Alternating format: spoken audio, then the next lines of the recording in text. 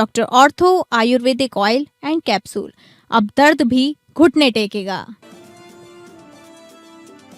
ईरानी missile हमलों से दहला इजरायल के सबसे बड़े परमाणु प्लांट वाले शहर डिमोना पर मिसाइल हमला। डिमोना में फेल हुआ Israeli air defence system. Iran ने नतांज परमाणु केंद्र पर हुए हमले का प्रतिशोध बताया। 22 देशों की ईरान से हॉर्मुज पर एक साथ वार्निंग देकर अपील। संयुक्त बयान जारी कर ईरान से हमले रोकने और हॉर्मुज को बहाल करने की अपील की। 22 देशों कमर्शियल जहाजों पर हमलों को अंतर्राष्ट्रीय सुरक्षा के लिए गंभीर खतरा बताया। हमलों से ग्लोबल सप्लाई चेन बाधित। जंग के बीच भारत की दमदार कूटनीति। अमेरिका के टेक्सास से निकला जहाज पिक्सिस पायनियर मंगलुरु बंदरगाह पर रविवार सुबह पहुंचा। भारत ने हॉर्मुज पर निर्भरता कम करने के लिए अमेरिका से एलपीजी की आपूर्ति को बढ़ावा दिया।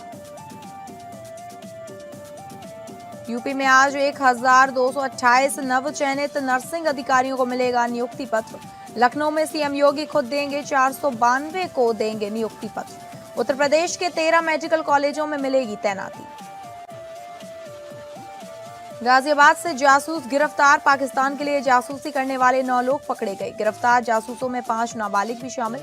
जासूसों के कब्जे से पुलिस ने महत्वपूर्ण रेलवे स्टेशन पर लगाए गए 2 सीसीटीवी कैमरा बरामद किए।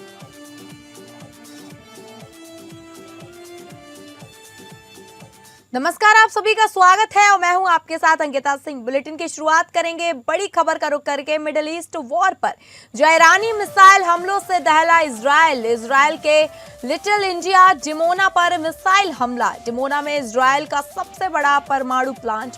मिसाइल एक सामुदायिक भवन पर गिरी।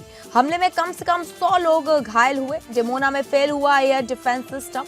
ईरान ने नतांज परमाणु केंद्र पर हुए हमले का प्रतिशोध बताया। आपको बता दें, इजरायल और ईरान के बीच जारी युद्ध ने शनिवार शाम एक भयावह मोड़ ले लिया है, जब ईरान की एक बैलिस्टिक मिसाइल दक्षिण इजरायल के शहर डिमोना पर जा गिरी।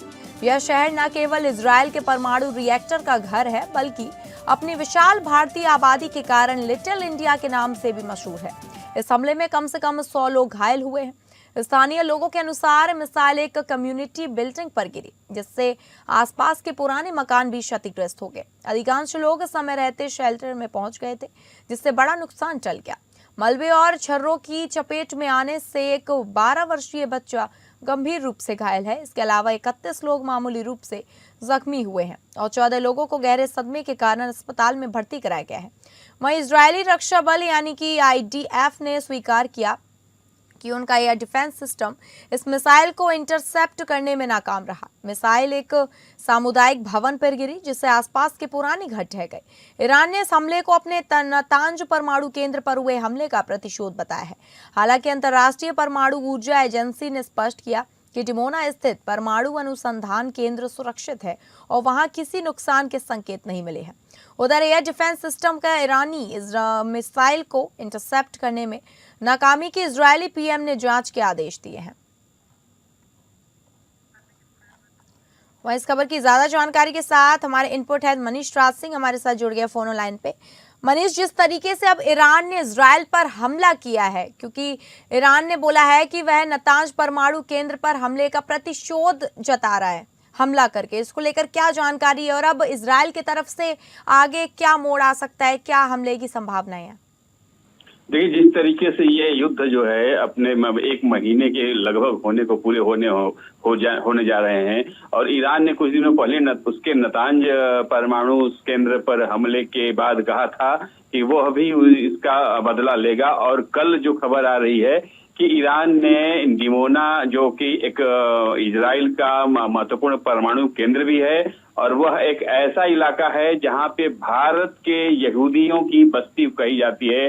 भारत में जो महाराष्ट्र में यहूदी रह रहे थे, इजराइल सरकार ने उनको वहां पे जगह दी थी और वहां पे वो लोग रह रहे थे। उस बस्ती पर ईरान ने एक मिसाइल हमला किया है, जिसे इजराइल का जो आयरन डोम कहा जाता है रोकने में नाकाम रहा है और वह मिसाइल वहां पे गिरा। इसके बाद जो वहां पे जो सामूहिक क्षति हुई है, इजराइल ने भी इसकी पुष्टि की है कि हाँ, हमारा जो आयरन डोम है वो नाकाम रहा इसको रोकने में, और कुछ लोग हताहत हुए हैं, घायल हुए हैं। तब जबकि ईरान का कहना है कि 100 से ज्यादा लोग मरे हैं वहां पे, और ये उसके नतांज परमाणु केंद्र पर इजरायली हमले का एक तरह से ये प्रतिशोध है। हालांकि इजराइल ने इस हमले की जांच के लिए कि आखिर उसका आयरन डोम क्यों विफल रहा, जांच करने की बात की है, और उसको आयरन डोम को और सख्त बनाने की बात कही है। और इसका जो है इजराइल का कहना है कि इसका भी जवाब हम देंगे ईरान को।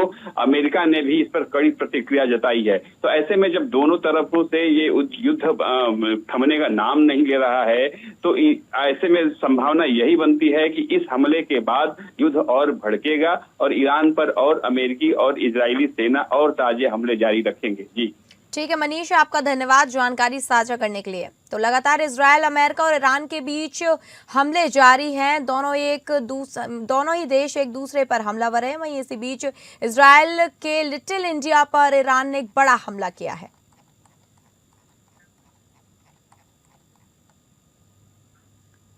और अगली बड़ी खबर का रुख करेंगे। 22 देशों की ईरान से अपील। 22 देशों की हॉर्मुज पर एक साथ वार्निंग देकर अपील।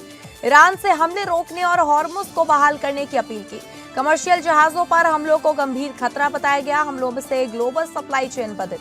मिडिल ईस्ट में युद्ध और दुनिया में क्रूड गैस सप्लाई के लिए सबसे महत्वपूर्ण समुद्री रूट हॉर्मुज स्ट्रेट में हमलों से रुकावट से तेल संकट गहराता हुआ नजर आ रहा है। इस बीच अमेरिकी राष्ट्रपति डोनाल्ड ट्रंप हॉर्मुज स्ट्रेट को 48 घंटे के अंदर खोलने की चेतावनी दी है, अन्यथा ऊर्जा प्लांट को तबाह करने की भी धमकी दी गई है। वहीं अब जापान से जर्मनी तक और ब्रिटेन से यूएई तक 22 देशों ने ईरान से हमले रोकने और हॉर्मुज को बहाल करने की अपील की है। ईरान से हॉर्मुज स्ट्रेट को खोलने की अपनी करने वाले देशों में संयुक्त अरब अमीरात, Bahrain, Britain, Germany, France, Japan, दक्षिण कोरिया और ऑस्ट्रेलिया के साथ अन्य देश भी शामिल हैं। सभी देशों ने ईरानी सेना द्वारा हॉर्मुज प्रभावी रूप से बंद किए जाने पर चिंता जताई और संयुक्त बयान जारी कर बड़ी चेतावनी भी दी है। बयान में कमर्शियल जहाजों पर हमलों और रूट बंद किए जाने को अंतर्राष्ट्रीय शांति और सुरक्षा के लिए गंभीर खतरा बताया गया है। मिडिल ईस्ट युद्ध के बीच स्ट्रेट ऑफ हॉर्मुज में कमर्शियल जहाजों और एनर्जी इंफ्रास्ट्रक्चर पर हाल ही में हुए हमले की 22 देशों ने एक साथ मिलकर निंदा की है। एक संयुक्त बयान जारी करते हुए इन देशों ने चेतावनी जारी की कि हॉर्मुज जैसे महत्वपूर्ण शिपिंग रूट में रुकावट न सिर्फ ग्लोबल एनर्जी सप्लाई को बल्कि अंतर्राष्ट्रीय सुरक्षा को भी खतरे में डाल सकती है। बयान में कहा गया कि ईरान के हमलों का असर दुनिया के सभी हिस्सों के लोगों पर पड़ेगा, खासकर सबसे कमजोर वर्ग इससे सबसे ज्यादा प्रभावित होंगे। शिपिंग रूट में रुकावट दुनिया की आर्थिक स्थिरता को भी खतरे में डाल सकती है। उन्होंने ईरान से बारूदी सुरंगें बिछाने, मिसाइल और ड्रोन अटैक करने और कमर्शियल जहाजों की आवाजाही रोकने के उसके प्रयासों को तत्काल प्रभाव से रोकने के लिए कहते हुए अंतर्राष्ट्रीय कानून का पालन करने के लिए कहा है। वही स्टेटमेंट में इस रूट पर तेल गैस के जहाजों और ऊर्जा सुविधाओं पर ईरानी हमलों की निंदा भी की गई है। 22 देशों के ग्रुप ने कहा कि इस तरह के हमलों से ग्लोबल सप्लाई चेन बाधित होने के चलते खाद्य और ईंधन सुरक्षा पर गहरा असर हो सकता है। इससे पहले ही उच्च महंगाई और धीमी ग्रोथ से जूझ रही कमजोर अर्थव्यवस्थाओं की मुसीबतें ज्यादा बढ़ सकती हैं। गौरतलब है कि हॉर्मुज स्ट्रेट दुनिया के सबसे महत्वपूर्ण एनर्जी ट्रांसपोर्टेशन रूट्स में से एक है। यहां से ग्लोबल क्रूड ऑयल सप्लाई का लगभग 5वां हिस्सा या 20% गुजरता है। इस क्षेत्र में यातायात में किसी भी प्रकार की बाधा से दुनिया के तमाम देशों में ईंधन की कीमतें तेजी से बढ़ सकती हैं और आयात पर निर्भर देशों में महंगाई का बम फूट सकता है। इसका असर भी देखने को मिल रहा है। पाकिस्तान, यूके, श्रीलंका समेत कई देशों में पेट्रोल डीजल के दाम बढ़ चुके हैं, तो भारत समेत कई देशों में एलपीजी संकट देखने को मिला है। अपने बयान में तमाम देशों ने यह भी कहा कि हॉर्मुज से सुरक्षित आवाजाही सुनिश्चित करने के प्रयासों में वे हर तरह से साथ हैं।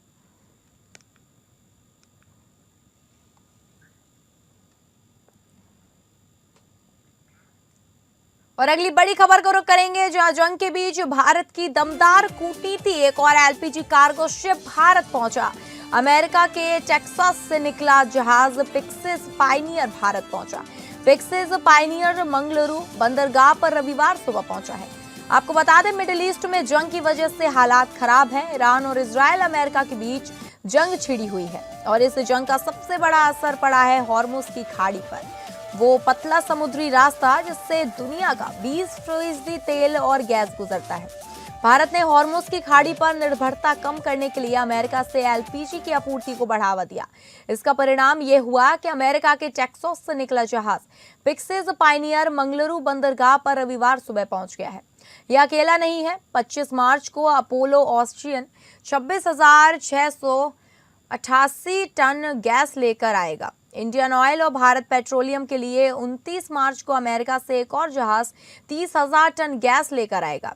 यह एचपीसीएल के लिए है, यानी इस हफ्ते अकेले मंगलुरु में 72,700 टन से ज्यादा रसोई गैस पहुंचेगी। यह गैस सिर्फ मंगलुरु के लिए नहीं है। एचपीसीएल की पाइपलाइन यहां से सीधे बेंगलुरु और आगे तक जाती है, यानी दक्षिण भारत के लाखों घरों के चूल्हे इसी गैस से जलेंगे। हॉर्मुज में जंग चल रही है, रास्ता बंद है, लेकिन भारत ने वक्त रहते अमेरिका का रुख किया है और सप्लाई बनाए रखी है। फिलहाल भारत के घरों में गैस की कमी नहीं होगी।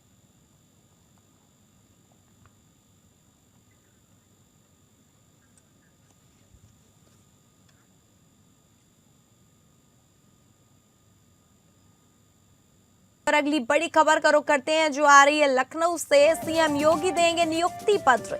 1228 नव चयनित नर्सिंग अधिकारियों को देंगे नियुक्ति पत्र। सीएम योगी खुद देंगे 492 को नियुक्ति पत्र। उत्तर प्रदेश के 13 मेडिकल कॉलेजों में मिलेगी तैनाती। प्रदेश की योगी सरकार युवाओं को रोजगार और स्वास्थ्य सेवाओं को मजबूत करने के मिशन पर तेजी से आगे बढ़ रही है। इसी कड़ी में आज प्रदेश के 1228 नव चयनित नर्सिंग अधिकारियों को नियुक्ति पत्र वितरित किए जाएंगे। मुख्यमंत्री योगी आदित्यनाथ लोक भवन सभागार में भव्य कार्यक्रम में खुद 492 अभ्यर्थियों को नियुक्ति पत्र सौंपेंगे, जबकि बाकी 736 को 13 राजकीय मेडिकल कॉलेजों को और 2 प्रमुख संस्थानों में स्थानीय जनप्रतिनिधि लाइव प्रोग्राम के दौरान पत्र थमाएंगे।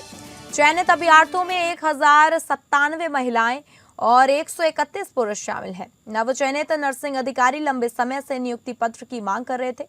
अब आज उनका यह सपना साकार होगा। अपर मुख्य सचिव स्वास्थ्य एवं चिकित्सा शिक्षा अमित कुमार घोष ने बताया कि मुख्यमंत्री योगी आदित्यनाथ के निर्देश पर खाली पड़े पदों को भरने की मुहिम तेजी से चल रही है।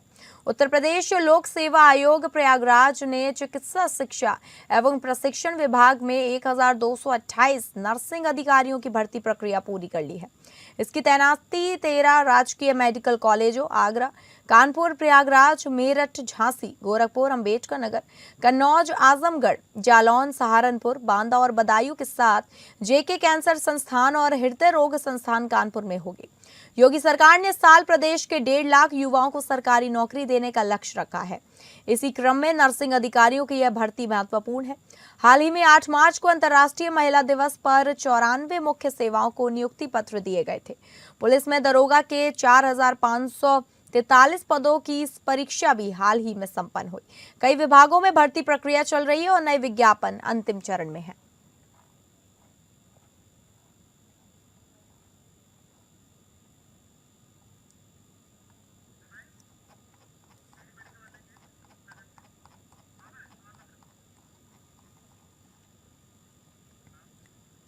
और अगली खबर का रुख करेंगे जो कि उत्तराखंड से है, जहां सीएम पुष्कर सिंह धामी ने कहा कि कांग्रेस को कटघरे में खड़ा करते हुए कहा कि तुष्टीकरण की राजनीति के लिए इनके राज में देवभूमि की डेमोग्राफी को बदला गया। समाज के लिए नासूर कहे जाने वाले दंगाइयों में इन्हें वोट बैंक नजर आता है। यही वजह है कि लैंड जिहाद करने वाले लोग इन्हें पसंद आते हैं। बनभूलपुरा का उदाहरण सबके सामने है, मगर भाजपा शासन में दंगाई मानसिकता के लोगों के विरुद्ध ऐसी कड़ी कार्रवाई की जा रही है कि आज कोई भी व्यक्ति सरकारी जमीनों पर कब्जा करने से पहले 100 बार सोचता है। सीएम धामी ने कांग्रेस पर तुष्टीकरण की राजनीति और देवभूमि की डेमोग्राफी बदलने का आरोप लगाया है। राज्य सरकार के 4 वर्ष पूरे होने पर आयोजित कार्यक्रम के दौरान सीएम धामी ने कहा कि पीएम मोदी के नेतृत्व में भारत पुनः विश्व गुरु बनने की दिशा में आगे बढ़ रहा है। चारों ओर और सनातन का जयघोष गूंज रहा है। अयोध्या में श्री रामलला का भव्य मंदिर बना।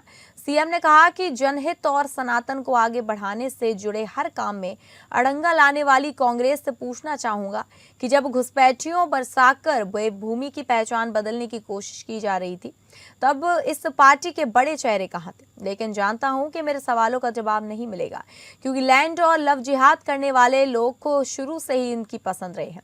रक्षा मंत्री राजनाथ सिंह ने हल्द्वानी में सीएम धामी की जमकर तारीफ की, उन्हें धुरंधर धामी बताया।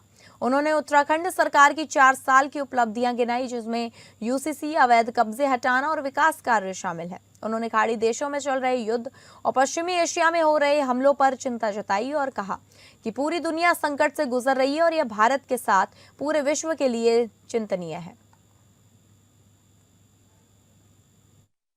मैं आज इस मंच के माध्यम से यह भी उनसे पूछना चाहता हूं कि जब घुसपैठियों को यहां बसाया गया था तब आप लोग कहां थे? जब युवाओं को भविष्य नकल माफिया बर्बाद कर रहे थे तब आप कहां थे? जब देवभूमि की पहचान बदली जा रही थी तब आप चुप क्यों थे? भाइयों बहनों, कांग्रेस के लोग मेरे इन सवालों का जवाब नहीं दे सकते, क्योंकि उन्हें लैंड जिहाद करने वाले अच्छे लगते हैं। उन्हें दंगा करने वालों में अपना वोट बैंक दिखाई देता है, उन्हें इस प्रकार के शब्द अच्छे लगते हैं। ये लोग तब भी हमारा विरोध करते हैं जब हम राज्य में पहली बार राज्यवासियों की भावनाओं के अनुरूप सख्त भू कानून लागू करते हैं। ये लोग तब भी हमारा विरोध करते हैं जब हम मदरसा बोर्ड समाप्त करके सभी मदरसों को सरकारी बोर्ड के अधीन लाने का प्रयास करते हैं। आखिर ये लोग क्यों उत्तराखंड का विकास नहीं चाहते? ये प्रश्न केवल मेरा नहीं है, ये प्रश्न हमारे समूचे उत्तराखंड वासियों का है।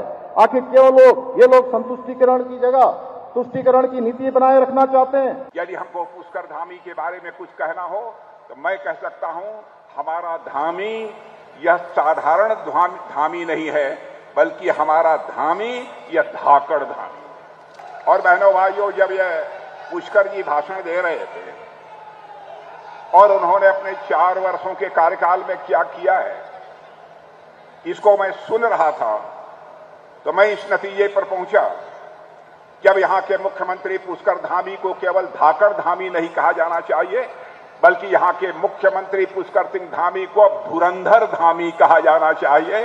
धुआंधार इन्होंने काम किया। और अगली बड़ी खबर का रुख करेंगे जो कि गाजियाबाद से है। गाजियाबाद से 9 जासूस गिरफ्तार। पाकिस्तान के लिए जासूसी करने वाले 9 लोग पकड़े गए। गिरफ्तार जासूसों में 5 नाबालिग भी शामिल। महत्वपूर्ण रेलवे स्टेशन पर लगाए गए 2 सीसीटीवी कैमरे भी बरामद। गाजियाबाद में पाकिस्तान के लिए जासूसी करने वाले 9 लोग पकड़े गए हैं, जिसमें 5 नाबालिग भी शामिल हैं। दरअसल गाजियाबाद में 14 तारीख को पुलिस ने 6 ऐसे लोगों को गिरफ्तार किया था जो देश की अति महत्वपूर्ण और संवेदनशील जानकारियां विदेश को भेजते हैं। उसी कड़ी में पूछताछ में 11 लोगों का और नाम सामने आया था, जिसमें शनिवार को पुलिस ने 9 आरोपियों को पकड़ा गया है, जिनमें से 5 नाबालिग हैं। उनके कब्जे से पुलिस ने महत्वपूर्ण रेलवे स्टेशन पर लगाए गए 2 सीसीटीवी कैमरा, 9 मोबाइल फोन और 10 सिम कार्ड बरामद किए हैं। गाजियाबाद पुलिस ने जानकारी देते हुए बताया कि जासूसी गैंग का संचालन सीमा पार से किया जा रहा था। यह गैंग विभिन्न स्थानों पर सुरक्षा बल के ठिकाने, अन्य महत्वपूर्ण और संवेदनशील इलाके जैसे रेलवे स्टेशन की रेकी कर उनके फोटो, वीडियो और जीपीएस लोकेशन विदेशी नंबरों पर भेजी जाती थी। जीपीएस लोकेशन भेजने के लिए उनके गैंग के फोनों में एक विशेष ऐप इंस्टॉल किया गया था, जिसको चलाने की ट्रेनिंग भी सीमा पर विदेशी संचालकों ने ऑनलाइन दी थी।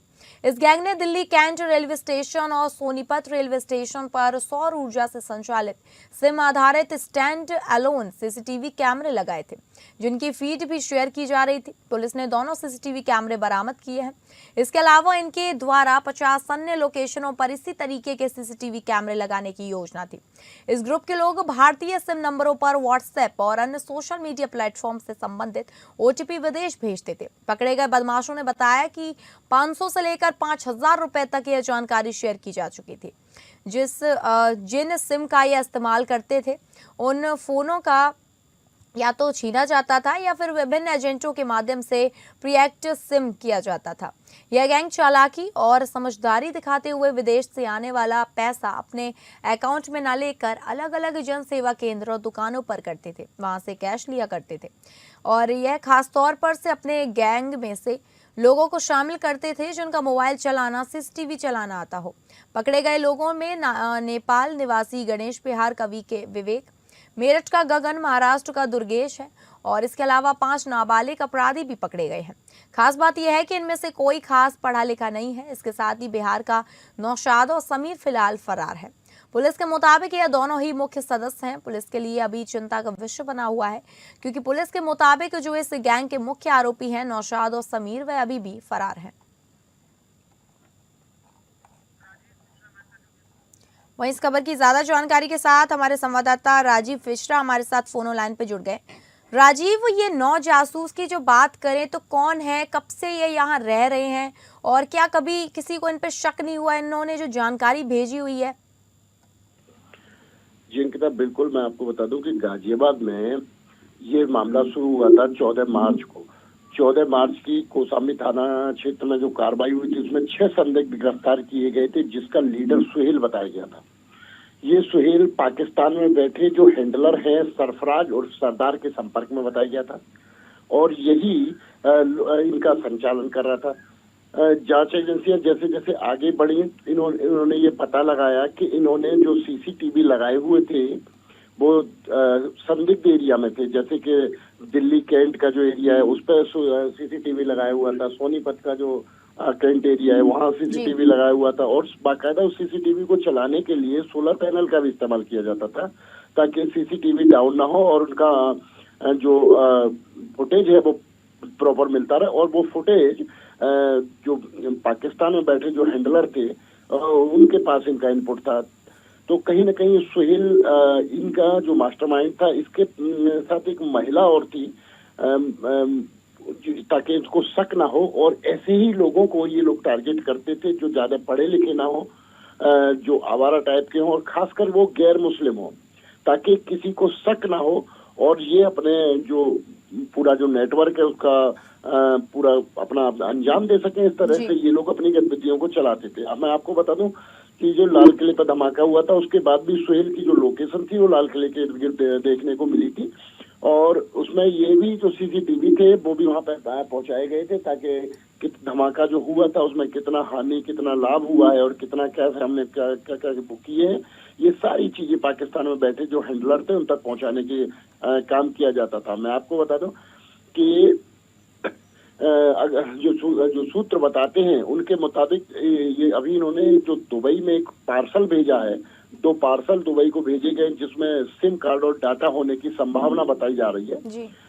15 अब तक गिरफ्तारियां इनमें हो चुकी हैं जिसमें मेरठ के और अन्य राज्यों और प्रदेशों से जो लोग हैं वो भी बताए जा रहे हैं, लेकिन 15 गिरफ्तारियां होने के बाद भी अभी तक और लोग गिरफ्तार होने बाकी हैं। इसमें कितने संदिग्ध अभी बाकी है ये सुरक्षा एजेंसियों की रडार पर है, लेकिन इतना तो जरूर कहूंगा कि गाजियाबाद पुलिस और जांच एजेंसियों ने फिलहाल जो लोग पकड़े हैं उसमें कहीं ना कहीं इस नेटवर्क को तोड़ा है जो सुरक्षा एजेंसियों के सुरक्षा के लिहाज से हमारे खासकर हमारे हिंदुस्तान के लिए खतरा बने हुए थे। और अभी ऐसे तमाम वो लोग पुलिस की रडार पर हैं जो विदेश में बैठे लोगों को अपना आका मानते हैं या उनको अपना वो बताते हैं। सरफराज जैसे तमाम लोग पुलिस की रडार पर हैं। इनको 500 रुपए से लेके और 5000 रुपए सिर्फ इस बात के लिए दिए जाते थे कि आप अपना वीडियो बनाइए, फोटो बनाइए संदिग्ध स्थानों से और वो हमको भेजिए ताकि ठीक है राजीव, ठीक है, आपका बहुत बहुत धन्यवाद जानकारी साझा करने के लिए। तो आपको बता दें पुलिस ने गाजियाबाद से 9 जासूस गिरफ्तार किए हैं जिन्हें पाकिस्तानी जासूस माना जा रहा है। वहीं इन जासूसों में 9 अभी भी आरोपी फरार हैं जिनकी तलाश जारी है।